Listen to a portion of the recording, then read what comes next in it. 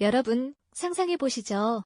아주 작은 신분증 하나가 한 나라의 백성 전체를 뒤흔들고 나아가 백성 개개인의 상과 죽음까지 결정하는 기로로 내몰았다면 과연 어떤 역사가 펼쳐졌을까요? 오늘 우리는 조선시대로 거슬러 올라가 바로 그 질문의 답을 함께 찾아볼까 합니다.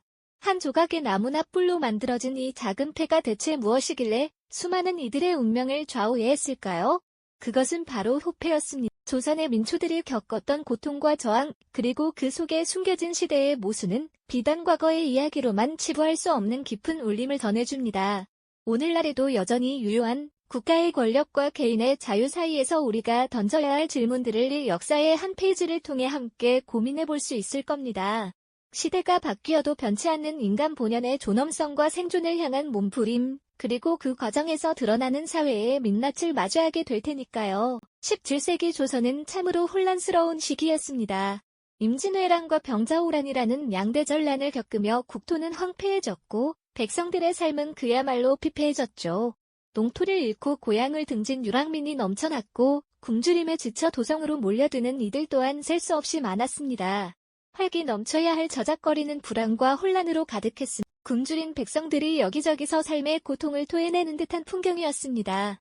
사회 질서는 무너져 내렸고 누가 누구인지 어디서 왔는지조차 파악하기 어려운 지경에 이르렀죠. 이러한 상황 속에서 나라를 다스리는 위정자들의 고민은 깊어질 수밖에 없었을 겁니다.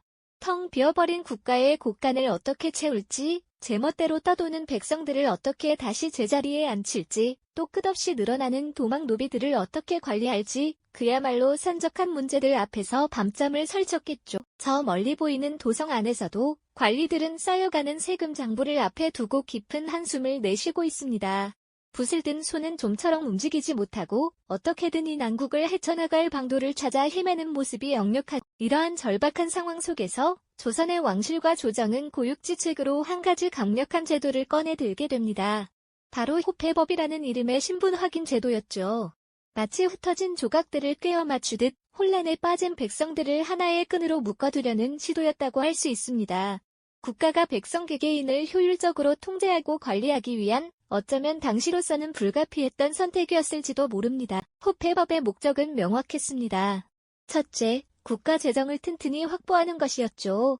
잦은 전쟁과 흉년으로 인해 세수가 부족해진 상황에서 세금을 걷어야 할 대상이 누구인지 정확히 파악하고 누락되는 백성 없이 모든 이에게 공평하게 세금을 부과하겠다는 의도였습니다. 둘째는 신분제를 더욱 강화하는 것이었습니다. 양반은 양반답게, 상민은 상민답게, 노비는 노비답게 각자의 신분을 명확히 구분하여 사회 질서를 확립하려 했죠. 양반이 평민 행세를 하거나 노비가 도망쳐 신분을 위장하는 등의 혼란을 막고자 했던 겁니다. 마지막으로 끊임없이 도망치는 노비들을 방지하고 농토를 떠나 유랑하는 백성들을 통제하여 부족한 노동력을 확보하는 데에도 중요한 역할을 할 것이라 기대했습니다. 호패를 통해 모든 남성 성인의 신분과 거주지를 파악함으로써 국가의 인력 자원을 효율적으로 동원하고 관리하겠다는 강력한 의지가 담겨 있었던 셈이죠. 그러다 문득 한쪽 구석에서는 묵묵히 나무 조각을 다듬고 뿔을 깎아내는 장인의 손길이 보입니다. 정교하게 다듬어진 나무판에 이름과 신분, 거주지를 새겨넣는 그의 표정은 무심해 보이지만 그 손끝에서 만들어지는 작은 패 하나하나가 앞으로 조선 백성들의 삶을 송두리째 바꿀 것이라는 사실을 과연 짐작이나 했을까요? 갓 완성된 호패는 아직 아무런 사연도 담지 않은 채 차가운 나무와 뼈의 질감만을 드러내고 있습니다. 국가의 안녕을 위해 그리고 혼란을 수습하기 위해 도입된 이 제도가 과연 백성들에게는 어떤 의미로 다가왔을까요? 백성들을 묶어두려 했던 이 시도가 오히려 그들의 삶을 옥죄는 굴레가 되지는 않았을까? 다음 이야기에서는 이 호패가 백성들의 현실에 어떤 파장을 불러왔는지 그 갈등의 시작을 깊이 들여다보겠습니다. 자, 그렇다면 국가의 안녕을 위해 도입된 호패라는 제도가 과연 백성들의 삶에는 어떤 의미로 다가왔을까요? 처음에는 백성들 사이에서 새로운 제도를 향한 낯선 시선과 함께 알 수 없는 불안감이 스멀스멀 피어오르기 시작했습니다. 그저 이름과 신분을 새긴 작은 나무 조각 하나가 대수롭지 않게 여겨졌을 수도 있죠. 하지만 곧 이 손안의 작은 패 하나가 한 개인의 삶을 옥죄는 무거운 족쇄가 될 것이라는 냉혹한 현실을 마주하게 됩니다. 가장 먼저 백성들을 짓누른 것은 바로 호패를 발급받는 데 드는 적지 않은 비용이었습니다. 국가가 모든 백성에게 필수적으로 요구하는 신분증이니 마땅히 나라에서 제작비를 부담해야 할 것 같지만 실상은 전혀 달랐죠. 호패를 받으려면 백성 스스로 재료비를 준비하거나 아니면 관아에 지정된 상당한 금액을 지불해야만 했습니다. 가뜩이나 팍팍한 살림의 세금과 부역의 부담까지 겹쳐 허덕이던 대다수 백성들에게는 이마저도 감당하기 어려운 큰 짐이었죠. 어떤 이는 당장 끼니를 걱정해야 할 판에 호패값을 마련하느라 어렵게 일군 논밭을 팔아야 하는 기막힌 지경에 이르기도 했습니다. 그야말로 생존의 문제와 직결된 고통이었습니다. 게다가 호패는 단순히 돈만 있으면 해결되는 문제가 아니었죠. 호패를 차는 순간 자신의 모든 신분과 과거가 만천하에 드러나는 부담감 또한 이루 말할 수 없이 무거웠습니다. 특히 도망쳐 신분을 위장하고 숨어 살아가던 노비나 고향을 등지고 떠돌던 유랑민들에게는 호패가 곧 죽음에 덫이자 피할 수 없는 위협과 다름없었습니다. 호패를 차는 순간 관아의 장부에 자신의 신분과 거주지가 명확히 기록되고 과거의 모든 흔적이 명명백백하게 드러나 발각될 위험에 처했으니까요. 이들에게 호패는 생존을 위협하는 차가운 흉기나 마찬가지였던 겁니다. 이러한 현실 앞에서 백성들 사이에서는 호패를 둘러싼 크고 작은 반발과 불만이 터져나오기 시작했습니다. 어떤 이는 호패 발급 자체를 피하려고 정든 마을을 떠나 깊은 산속으로 몸을 숨기기도 했고 또 어떤 이는 죽은 사람의 호패를 몰래 구해 자신의 신분을 위장하며 아슬아슬하게 살아가기도 했습니다. 심지어는 호패를 강제로 빼앗으려는 관리들에 맞서 격렬하게 저항하고 물리적인 충돌을 빚는 사건도 빈번하게 발생했죠. 호패는 분명 국가의 통제 수단으로 고안되었지만 대다수 백성들에게는 삶의 자유를 억압하는 참기 힘든 굴레로 느껴졌던 것입니다. 장터에 가면 호패를 차고 다니는 상인들의 표정에서는 깊은 고단함과 함께 불안감이 역력하게 묻어났습니다. 언제 어디서든 관아의 단속에 걸려 봉변을 당할까봐 전전긍긍하는 기색이었습니다. 농촌에서는 호패를 받아든 농민이 밭고랑에 쭈그리고 앉아 깊은 시름에 잠겨있는 모습도 흔히 볼 수 있었습니다. 그저 평범하게 살고 싶었던 이들에게 호패는 왜 이리도 버거운 짐이 되었을까요? 국가의 질서 유지를 위한 강력한 의지가 아이러니하게도 백성들의 삶을 송두리째 흔들고 불안하게 만드는 역설적인 상황이 조선 팔도 곳곳에서 펼쳐지고 있었던 것. 이처럼 호패는 시행 초기부터 백성들의 삶에 깊은 그림자를 드리웠고 국가의 통제는 점점 더 촘촘해지면서 개인의 자유는 그만큼 위축될 수밖에 없었습니다. 하지만 백성들은 마냥 당하고만 있지는 않았습니다. 그들은 자신들의 방식으로 이 거대한 굴레에 맞서 싸우거나 혹은 살아남기 위한 처절한 몸부림을 시작했죠. 과연 이 갈등의 파고는 어디까지 치솟을까요? 다음 이야기에서는 호패를 둘러싼 백성들의 저항과 수능이 어떤 모습으로 전개되었는지 그 치열한 생존의 드라마를 함께 깊이 살펴보겠습니다. 네, 앞선 이야기에서 짐작하셨듯이 이처럼 굴레가 된 호패 앞에서 조선의 백성들은 마냥 주저앉아 있지 않았습니다.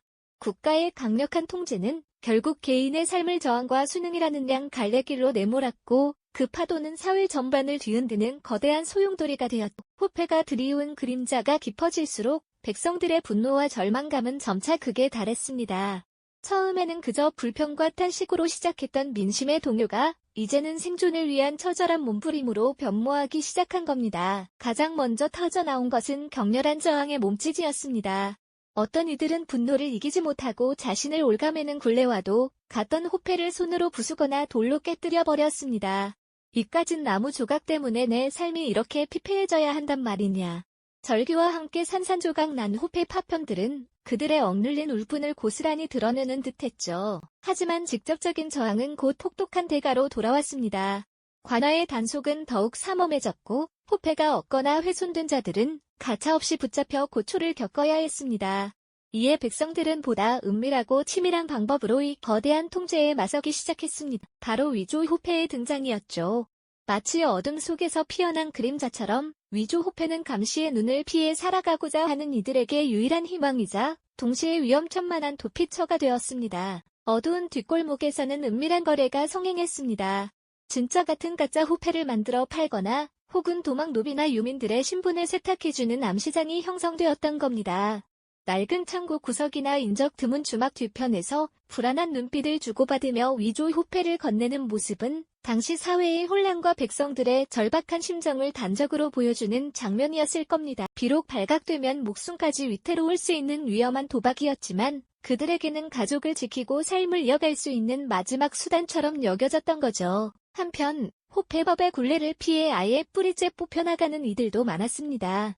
정든 고향을 등지고 유랑민이 되어 산속 깊이 숨어들거나 낯선 고장으로 떠나 신분을 위장하며 살아가는 이들이 급증했죠. 호패 하나 때문에 모든 것을 버리고 떠나야 했던 그들의 삶은 얼마나 고단하고 쓸쓸했을까요? 밤에는 숲속에서 차가운 이슬을 맞고 낮에는 혹여나 포졸의 눈에 띌까 두려움에 떨며 숨어 지내는 나날의 연속이었을 겁니다. 그렇다면 모든 백성이 이처럼 저항의 길을 택했을까요? 꼭 그렇지만은 않습니다. 사실 대다수의 백성은 체념과 순응의 길을 걸어야 했습니다. 호패를 받아들여 제도권 안으로 편입되는 것이 그나마 안전하게 생존할 수 있는 방법이었으니까요. 밭고랑에 쭈그리고 앉아 호패를 부여잡고 깊은 한숨을 내쉬는 농민의 뒷모습은 저항할 힘도 용기도 없는 이들의 씁쓸한 현실을 대변하는 듯합니다. 그들은 호패를 찾지만 결코 마음 편히 받아들인 것은 아니었습니다. 그저 삶의 무게를 짊어진 채 묵묵히 자신의 자리에서 버텨내는 존재들이었죠. 이러한 저항과 순응의 양극단 속에서 조선사회는 극심한 혼란에 휩싸였습니다. 위조 호패가 판을 치고 신분위장이 만연해지면서 국가의 인구관리 체계는 뿌리부터 흔들리기 시작했습니다. 관리들은 호패가 없는 자들을 색출하고 위조 호패를 단속하기 위해 혈안이 되었고 그들의 단속은 점점 더 가혹해졌습니다. 장터에서, 길거리에서, 심지어는 아무런 죄 없는 백성들까지 호패 검사를 명목으로 붙잡아 가혹하게 다루는 일도 비일비재요. 호패가 없다는 이유만으로 혹은 호패가 조금이라도 의심스럽다는 이유만으로 끌려가는 사람들의 절규는 조선 팔도 곳곳에서 메아리쳤습니다. 가족의 품에서 강제로 떨어져 나가는 아이들의 울음소리, 그리고 그들을 바라보는 마을 사람들의 두려움과 연민이 뒤섞인 눈빛은 당시의 비극적인 상황을 생생하게 증언하는 듯합니다. 국가의 통제라는 거대한 파도 앞에서 개인의 삶은 한없이 나약한 존재였지만 그 속에서도 백성들은 각자의 방식으로 생존을 위한 처절한 싸움을 이어가고 있었던 겁니다. 과연 이 갈등의 끝은 어디였을까요? 국가의 통제라는 거대한 파도 앞에서 개인의 삶은 한없이 나약한 존재였지만 그 속에서도 백성들은 각자의 방식으로 생존을 위한 처절한 싸움을 이어가고 있었던 겁니다. 과연 이 갈등의 끝은 어디였을까요? 그 질문에 대한 답은 그리 간단하지 않았습니다. 호패법이 가져온 갈등은 걷잡을 수 없이 커져 조선 사회 전체를 거대한 소용돌이 속으로 몰아넣었으니 말이죠. 백성들의 고뇌는 이제 단순히 불만을 넘어 저항과 순응이라는 극단의 선택 앞에서 피할 수 없는 현실이 되었습니다. 어떤 이들은 분노를 참지 못하고 호패를 부숴버렸습니다. 그들에게 호패는 더 이상 신분을 증명하는 도구가 아니라 자유를 옥죄는 족쇄였던 것이죠. 주먹으로, 돌멩이로, 때로는 발로 짓밟으며 호패를 산산조각 내는 행위는 체제에 대한 격렬한 반항이자 스스로의 인간다움을 지키려는 처절한 몸부림이었습니다. 밭을 갈다 말고 호패를 든 포졸을 피해 달아나는 농민의 모습, 장터 한복판에서 호패 검사를 거부하다 끌려가는 상인의 절규는 당시 백성들의 격앙된 심정을 고스란히 보여주는 장면들이었을 겁니다. 한편 또 다른 이들은 더욱 은밀하고 기발한 방식으로 저항의 길을 택했습니다. 바로 위조 호패를 만들거나 타인의 신분을 빌려 살아가는 것이었죠. 어두운 뒷골목에서는 나무 조각에 새로운 이름을 새기는 장인들의 손길이 바삐 움직였습니다. 그들은 돈벌이를 위해서라기보다는 어쩌면 서로의 생존을 돕기 위해 위험한 거래를 이어갔을지도 모릅니다. 위조 호패는 단순한 가짜 신분증이 아니라 국가의 눈을 피해 새로운 삶을 시작하려는 이들의 마지막 희망이었으니까요. 이로 인해 진짜와 가짜의 경계는 흐려지고 누가 누구인지 알 수 없는 혼란이 사회 전반에 퍼지기 시작했습니다. 위조 호패가 만연해지자 이를 단속하려는 관리들의 집착은 더욱 광기에 가까워졌습니다. 호패를 내보이지 못하는 자는 무조건 의심의 대상이 되었고 조금이라도 의심스러우면 가차없이 끌고 가 문초를 했습니다. 관리들은 호패가 없거나 위조 호패를 사용하는 자들을 색출하기 위해 마을을 샅샅이 뒤지고 길목마다 검문소를 세웠습니다. 그들의 눈은 마치 먹잇감을 찾는 맹수처럼 번뜩였고 백성들은 공포에 질려 숨죽여야만 했습니다. 이러한 가혹한 단속은 위조 호패를 찾는 암시장을 더욱 활성화시키는 역설적인 결과를 낳기도 했죠. 하지만 모든 백성이 저항의 길을 택한 것은 아니었습니다. 많은 이들은 결국 체념 속에서 호패를 받아들이고 주어진 삶에 순응하는 길을 선택했습니다. 그들에게는 호패를 부술 용기도, 위조 호패를 구할 재력도, 도망칠 기회도 없었을 겁니다. 그저 묵묵히 호패를 차고 논밭을 갈거나 고된 노동에 매달리며 하루하루를 버텨내는 것이 최선이었죠. 호패는 그들에게 더 이상 거부할 수 없는 현실이자 삶의 일부가 되어버린 듯 보였습니다. 그들의 지친 얼굴에서는 체념과 함께 가족을 지켜야 한다는 강한 책임감이 느껴지는 듯했습니다. 이처럼 조선 팔도에서는 호패 하나를 두고 저항과 순응, 대립과 체념이 끊임없이 교차했습니다. 국가의 통제 아래 놓인 개개인의 삶은 한없이 나약해 보였지만 그 속에서도 백성들은 각자의 방식으로 생존을 위한 투쟁을 멈추지 않았습니다. 호패법은 단순한 행정제도를 넘어 조선 사회의 근간을 뒤흔들고 백성들의 삶과 정체성을 뿌리째 흔드는 거대한 시험대가 되었던 것이죠. 과연 이처럼 극심한 갈등과 혼란 속에서 조선은 어떤 변화를 맞이하게 될까요? 다음 이야기에서 그 해답을 찾아보겠습니다. 그렇다면 이토록 극심한 갈등과 혼란의 소용돌이 속에서 조선 사회는 과연 어떤 모습으로 변모해 갔을까요? 호패법은 도입 초기부터 끊임없는 저항과 순응을 불러일으키며 백성들의 삶 깊숙이 파고들었지만 결국 시간이 흐르면서 그 위상은 조금씩 달라지기 시작합니다. 처음에는 국가의 엄격한 통제 수단이자 백성을 옥죄는 굴레로 여겨졌던 호패는 점차 조선 사회의 한 부분으로 스며들거나 그 영향력이 약해지는 길을 걷기도 했죠. 강압적인 제도로서 기능을 유지하기도 했지만 또 다른 시기에는 형식적인 절차로만 남거나 아예 유명무실해지기도 했습니다. 하지만 호패가 어떤 형태로든 백성들의 삶에 남긴 흔적은 결코 가볍지 않았습니다. 수많은 이들이 호패 때문에 고향을 등지거나 신분을 숨긴 채 살아가야 했고 또 어떤 이들은 호패를 얻기 위해 전 재산을 탕진하거나 목숨을 걸고 위조 호패를 만들기도 했죠.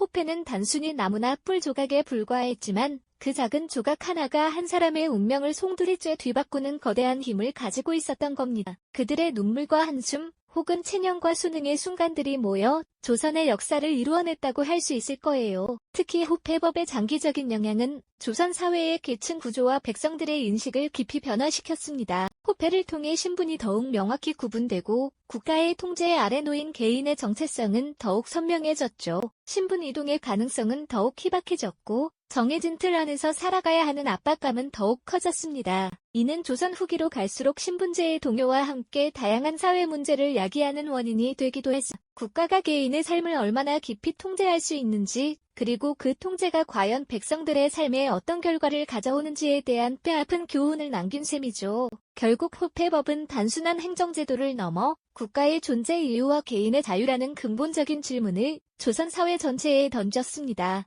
강력한 통제 속에서도 끈질기게 생존을 모색했던 백성들의 모습은 인간 본연의 자유의지와 저항정신이 얼마나 강인한지를 보여주는 증거가 아닐까. 비록 많은 이들이 체념하고 순응하는 길을 택했을지라도 그 안에는 가족과 공동체를 지키려는 절박한 마음이 담겨 있었습니다. 호패는 그들에게 억압의 상징이기도 했지만 동시에 살아남기 위한 최소한의 발버둥이기도 했던 셈이죠. 이처럼 호패법은 국가가 강력한 통제를 통해 사회를 안정시키려 할 때 개개인의 삶이 얼마나 큰 희생을 치러야 하는지 생생하게 보여주는 역사적 사례라고 할 수 있습니다. 조선의 백성들은 호패 하나를 두고 저항과 순응, 희망과 절망 사이에서 끊임없이 고뇌하며 자신의 길을 찾아야 했습니다. 그 순간들이 모여 역사의 한 페이지를 장식했고 오늘날 우리에게도 깊은 울림을 전하고 있습니다. 그렇다면 과연 이 과거의 이야기가 오늘날 우리에게는 어떤 의미로 다가올까요?